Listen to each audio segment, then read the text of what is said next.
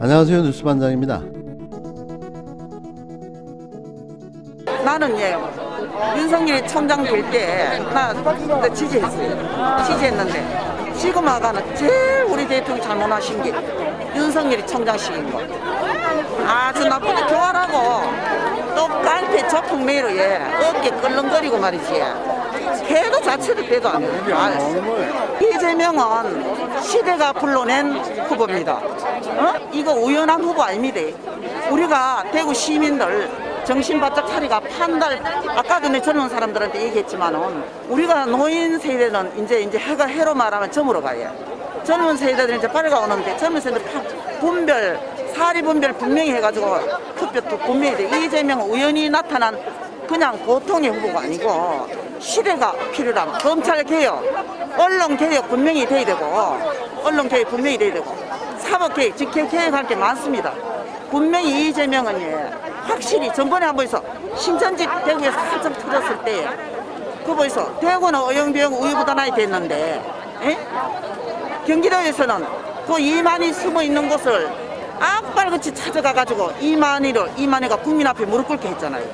그것만 봐도 이재명은 확실한 사람입니다. 그래서 우리 국민은 이번에 이재명이 대통령 돼야 나라가 확실하게 그냥 물에 물 탄 듯 소리 쓴다 이래 내려가는 게 아니고 이재명은 정말로 할 수 있는 후보이기 때문에 이재명이 꼭 대통령을 필요로 하는 인물입니다. 될 겁니다. 분명히 믿습니다. 특히 윤석열 꺾어야 됩니다. 오늘 윤석열 대처하는데 윤석열을 꺾어야 됩니다. 윤석열을 꺾어야 됩니다. 지난 5일 이재명 더불어민주당 대통령 후보의 대구 방문 시 민중의 소리 취재진이 대구 서문시장에서 만난 익명의 할머님과의 인터뷰 내용입니다. 이재명은 그저 단순한 후보가 아니라 시대가 불러낸 후보라고 한마디로 정의해 주셨는데요. 개혁할 것이 많은 시대가 반드시 해낼 인물인 이재명을 후보로 만들어냈다는 거죠. 그러면서 반드시 윤석열을 떨어뜨려야 한다고 강조해 주셨는데요. 국민의 눈높이가 많이 다르지 않음을 보여주었습니다. 같은 날 국힘당 대통령 후보로 선출된 윤석열 후보, 마치 세상을 다 얻은 것 같이 호기롭게 정권 교체와 문재인 적폐청산을 주장하며 목소리를 높였는데요.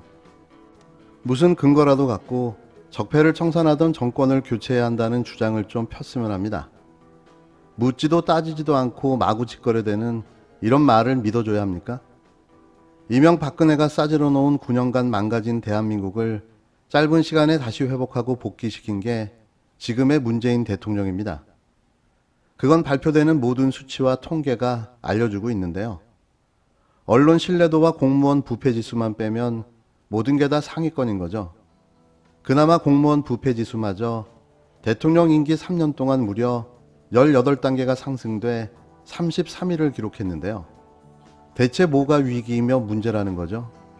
어거지로 빡빡 우겨대면 안 그런 게 그렇게 되는 거냐 말이죠. 뭘 좀 알고 떠들었으면 합니다. 그러니 무대뽀의 무식, 무지의 무능이라는 말이 절로 나오는 거죠. 윤석열 후보의 선출은 국힘당을 순식간에 반으로 나눠버렸습니다. 이게 그 유명한 윤석열 효과일 텐데요. 많은 2030 젊은 층이 대거 입당하며 이준석, 홍준표 효과를 누렸지만 이도 이제 끝난 듯합니다. 윤석열 전 검찰청장이 5일 국힘당 대선 후보로 선출되는데 핵심 역할을 한 것은 국힘당 전통 지지층이라고 표현되는 6070 세대인데요. 경선 경쟁 주자들에 비해서도 현격하게 저조했던 2030 세대를 어떻게 포섭할지가 윤 후보의 대선 승패를 가를 전망입니다. 이날 국힘당 대통령 후보로 선출된 윤 후보는 당원 투표에서는 20% 이상 승리했지만 일반 국민 여론조사에서는 10% 정도 홍준표 의원에게 뒤졌다는 질문에 대해 우리 청년 세대의 지지는 홍 의원께서 많이 받으셨다. 어떤 후보인지 간에 우리 당에 대해 청년 세대들이 지지해 준 것 자체가 고무적인 일이라고 말했습니다. 이 발언은 그가 굉장히 많은 착각을 하고 있다는 걸 증명해 줬는데요. 자신이 선출됐으니 홍 의원의 지지를 했던 2030 세대들이 자신을 지지할 거라는 막연한 기대인 걸로 보여집니다. 당을 지지한 게 아니라 인물을 지지했던 거라는 사실조차 인식하지 못하고 있는데요.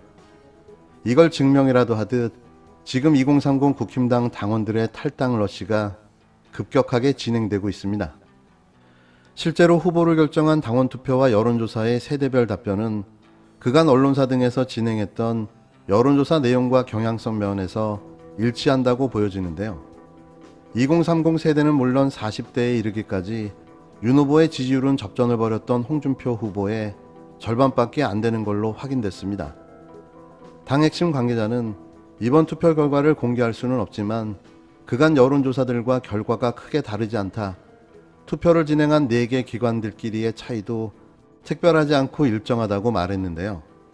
앞서 윤 후보는 경선 과정에서 홍 후보로부터 20대, 40대 지지율이 낮다는 점에서 398 후보, 20대 3%, 30대 9%, 40대 8% 지지율을 받는 후보라는 비아냥을 들었습니다.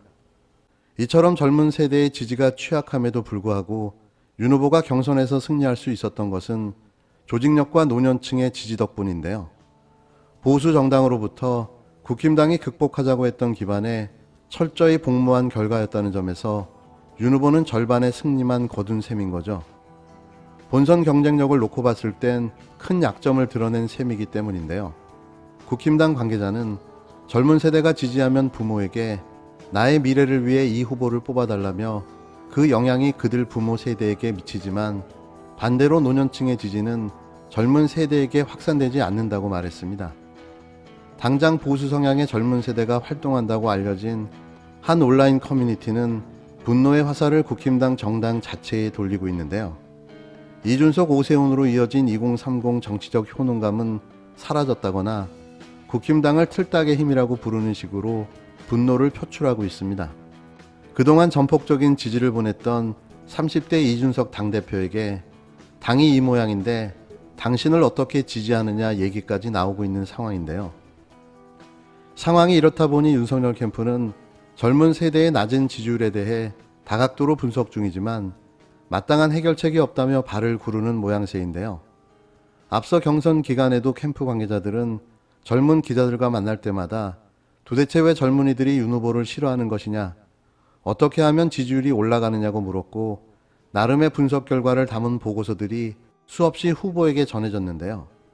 하지만 아무런 대책도 마련되지 않았습니다. 역시 윤 후보가 선출되자 홍준표 의원을 지지해온 2030 남성들 사이에서 국힘당 집단 탈당 움직임이 노골화되고 있습니다. 이들은 이준석 대표 취임 이후 안티 페미니즘 주장에 동조하며 국힘당에 대거 가입한 신규 당원들로 중장년층이 주리었던 국힘당 지지 세력의 젊은 피로 주목받아 왔는데요. 그러나 본인들이 전폭적으로 지지해온 홍 의원의 탈락의 정치적 구심점이 사라지자 개인적 절망감과 함께 국힘당을 향한 집단적 분노를 쏟아내는 모습입니다. 이들은 내년 대선에서 기권하거나 이재명 더불어민주당 후보를 찍겠다며 윤석열 보이콧까지 불사할 태세여서 보수 지지층 내부 분열로 이어질 전망인데요. 2030 젊은 세대의 지지가 취약한 윤석열 후보 입장에선 이들의 민심 위반을 달래는 게 숙제로 떠올랐지만 그 숙제를 해낼 능력도 머리도 없는 거죠. 이렇게 윤석열은 폭망해 가고 있습니다. 이런 상황에서 홍준표 의원은 여기에 기름을 붓는 글을 자신의 SNS에 남겼는데요. 그는 비록 26년 헌신한 당에서 헌신짝처럼 내팽개침을 당했어도 이 당은 제가 정치 인생을 마감할 곳이라며 백의종군 의사를 거듭 밝혔습니다. 자신이 부당편법 조직선거로 패했다는 사실을 우회적으로 비판한 건데요. 헌신했더니 헌신짝, 라임도 죽입니다. 그는 또 다른 게시글에서는 국민들의 절반에 이르는 지지를 받고도 낙선하는 희한한 선거도 있었다며 그러나 70%에 이르는 지지를 보내주신 2030의 고마움을 잊지 않겠다고 애틋한 마음을 전하기도 했습니다. 국힘당은 용병을 내세워 정권을 탈취하려다 되려 되치기 당해 지금 침몰 중입니다. 꼬르륵하고 말이죠.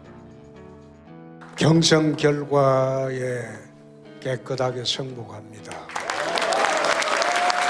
이번 경선에서 마지막까지 치열하게 국민적 관심을 끌어주었다는 역할이 제 역할이었습니다. 윤석열 후보님께 축하드리고 국민 여러분들과 당원 동지 여러분들이 모두 합심해서 정권 교체에 꼭 나서 주도록 당부드립니다. 감사합니다.